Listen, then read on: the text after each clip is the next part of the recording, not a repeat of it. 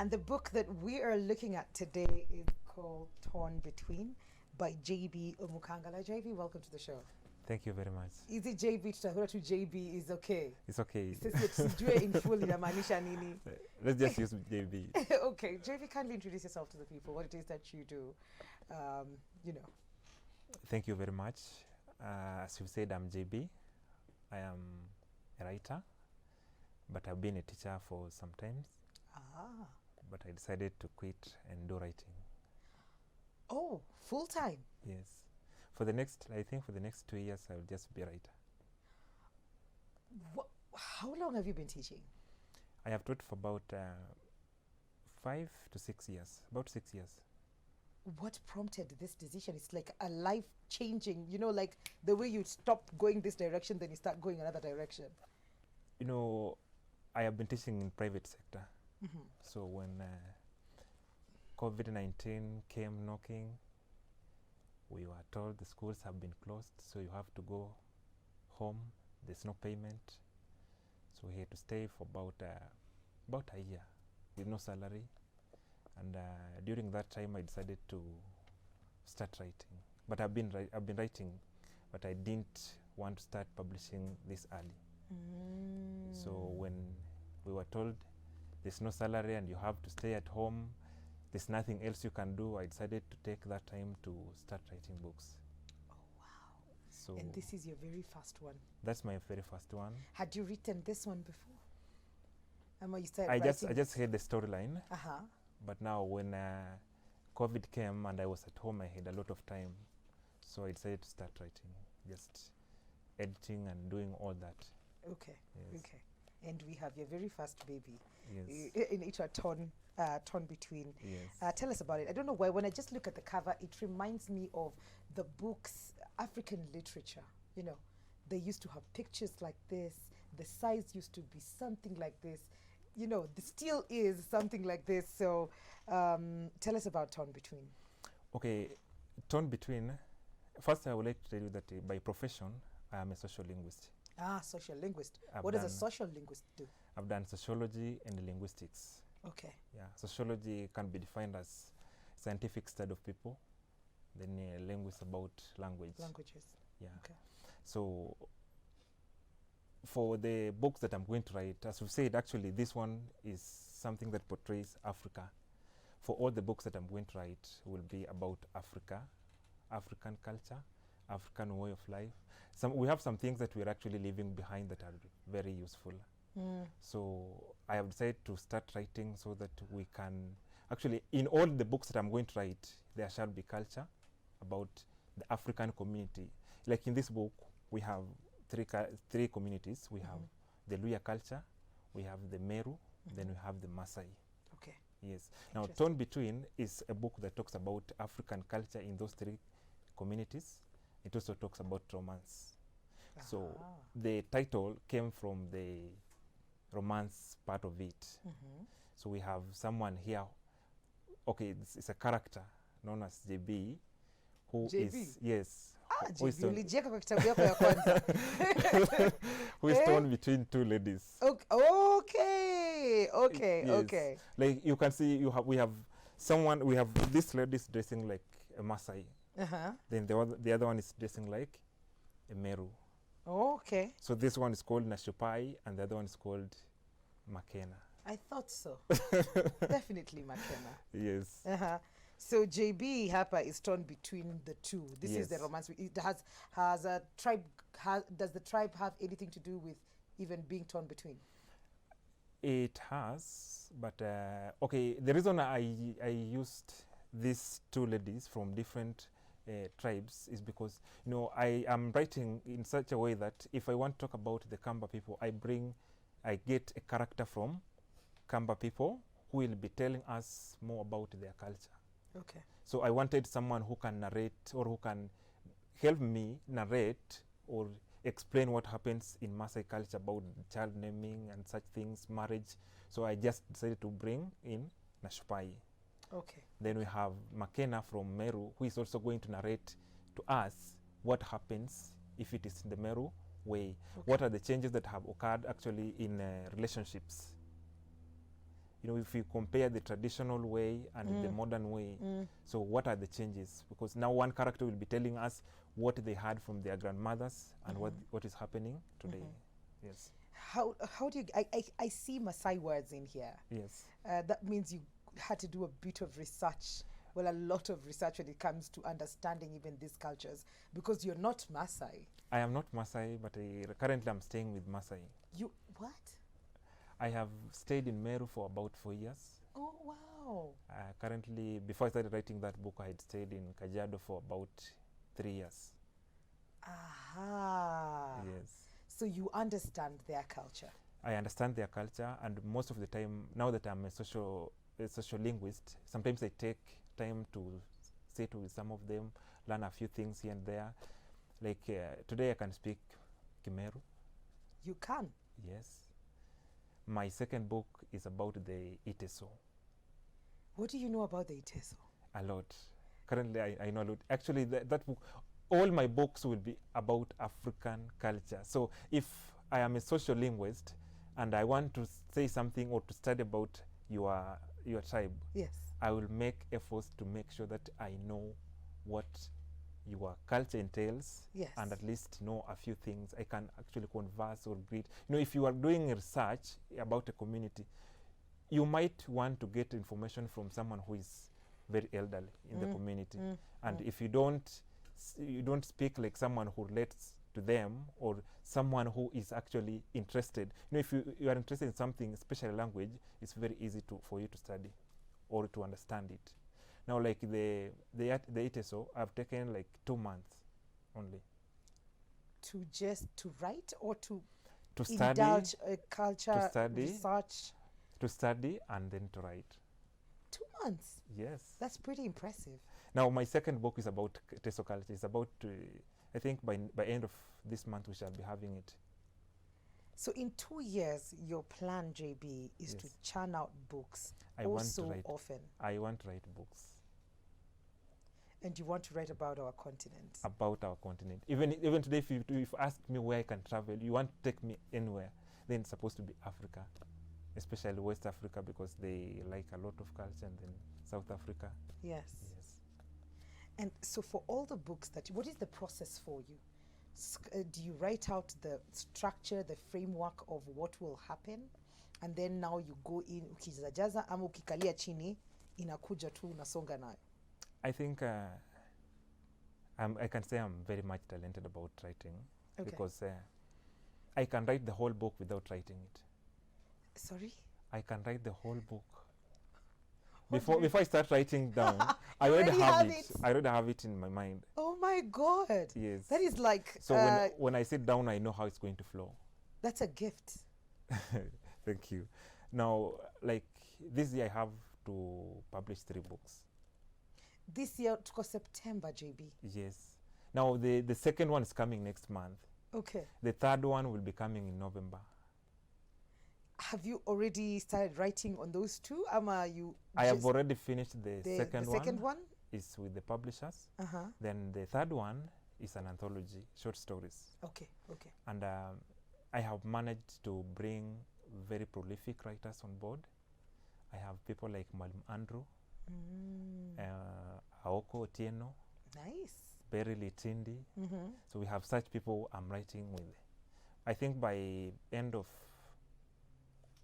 or the beginning of November, we shall be having it. That is beautiful. Yes. And looking at the work that you've put out, having an idea and getting the proper publishers for you to be able to work with, how was that process for you, considering you were not an author before, this being your very first book? How was that process? Anybody who is an upcoming writer, it's very difficult for you to get your book published, and it's very expensive. Yes. I wrote this book in 2020. I completed it in 2020 July. 2020 July. Okay. Yes. Then I submitted it to one of the big publishing houses in this country. They told me to wait for about 6 months. Why? That's the period. That's the grace period they give. 6 months. 6 months. So I had to wait until around January. But when I got back, I kept on asking, what's the progress so far? But they kept on telling me, just relax. We will contact you. So after 6 months, they had not even told me anything. I waited for the 7th month, they had not told me anything. So I had to withdraw the manuscript. Then I look for a private publisher, the African Ink publishers. Now they're the ones who published it. The price was better with them, and they were more efficient in terms of getting back to you and getting the work done. Yes, actually they got the book published within a month. Yeah, okay, so is it something that you would advise for upcoming authors? In upcoming authors, don't use the traditional way. Don't use those big publishing houses, because most of the time they publish the name. They assume... Yeah, if you're not a big shot, then... And you can't be a big shot if you never started. You understand? Yes. So you also have to... You have to start somewhere. Yeah. So if you want to actually start writing and you want to get your work, you know, if it is the first baby, you get so much excited. If you give someone a manuscript and is telling you to wait for 6 months to just assess, not to publish, it's just assessing. Then after assessing, they will tell you whether they are going to publish or not. Okay. You see? Yeah, I see. It's so very much discouraging. It is disheartening to go through all that process and be told that we will not do that for you. I just want to read something that you wrote in here for me, because it relates with my next question. You say, Dear Mwikali, the name Mwikali means someone who locks in Greek. What does it mean in your first language? Happy reading. So you are known to be very hilarious as a teacher, and how you use sort of like broken English to bring out, or maybe break the ice and make the students also relate to you. Why did you choose that particular direction? Actually, if you talked to any of my students, they'll tell you they have never heard me speak broken English. I've never spoken broken English before any of my students, but I'm very humorous. Okay. Now, I chose broken English on social media. Actually, it's not broken English.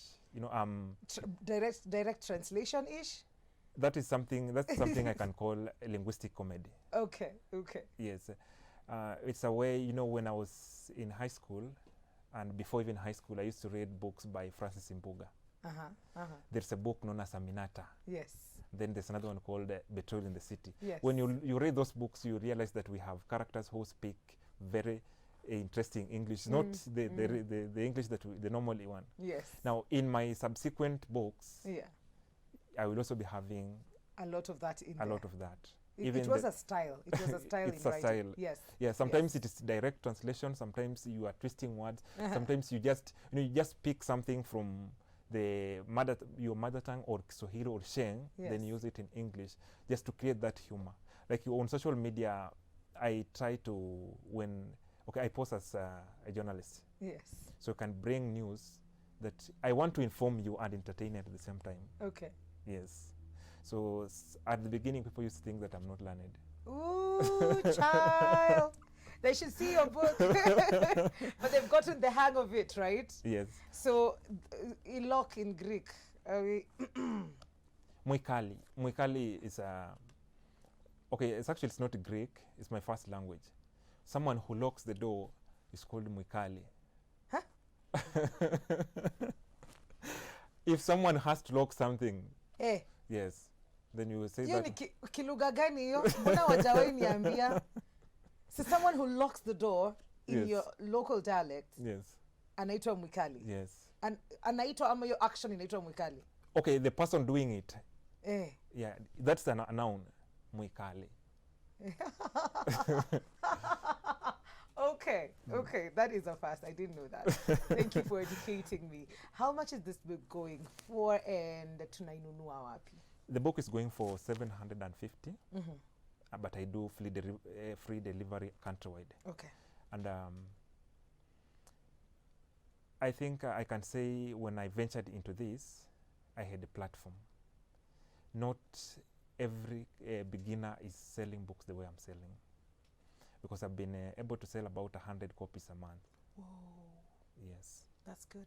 And the feedback I'm getting from the people who are reading the books, is what is encouraging me to write more. Mm. That's why I've decided I don't want to go back to class. You will write books. I want to write books. And for the next few years that I will be writing, I will be looking for upcoming writers. People who can actually, you look at someone, you feel like, okay, this person can write, but has never gotten the platform to show. Yes. So if I get such people, I will be bringing them on board, and then we'll write a book or something like an anthology. Okay. Like the one that we are writing, we are publishing in November. I had invited 3 upcoming artists, writers, and then only one could do the what I wanted. I just give you a picture. Okay. You know, when you are a writer, I can just give you a picture and tell you, write a story about this picture. Okay. If you cannot do that, you have to tell me you write about romance or crime or anything. I will look for a picture that portrays that. Yes. Then I send you. Just tell you, write a story. Because if you want to send me whatever you wrote earlier, you can just take somebody's work and then send it to me. Okay. But if I give you a picture, then I'm sure that yes. you're writing because I give you a direction. Yes. So 750, and where are we buying the book? We have books in Nairobi here. We have books at Agro House. We have books in Nuria bookstore, again in Nairobi. Yes. We have books in Meru. We have them in Bungoma, Busia, Eldoret, Kisumu. Okay. Yes. And it is, I think it's ironical because all these people that are selling my books, I've never met them. Wow. Yes. Told you you have a gift. It's a good journey that you've decided. I think I got it's good selling my books, actually. It is. And keep doing it. We're happy. We're looking forward to seeing the next books. Thank you. Asante sana kwa kuja. And before social media. Okay, sorry. Before I conclude, we Yes. have some people who said I must greet them. Oh. If I Kamera yako ndio hii. if Salimiana. thank you very much. Sawa. So I have someone called Tena Mwami from Kawangware. Then we have people I've worked with when writing this book. I have Irene Naskawa Oyuga, who was my proofreader. Then I have someone known as Karino Rapidi, who was my editorial reviewer. Then we have Makena Josephine from Meru, Okay. who is Who is a what? okay. I have for my in-laws in Meru, I think Meru Mikinduri, receive my greetings. Makena umesema utatuambia? Makena. So if I say my in-laws are there, Oh, then that means Makena. Why should I say ndio everything? mshikadau. Asante sana kwa and on kuja. social media, you will get me as JB Omkangala writer, the main page, and then JB Omkangala, again Facebook page. On Twitter is JB_Omkangala. Okay. Thank you very much. You are welcome.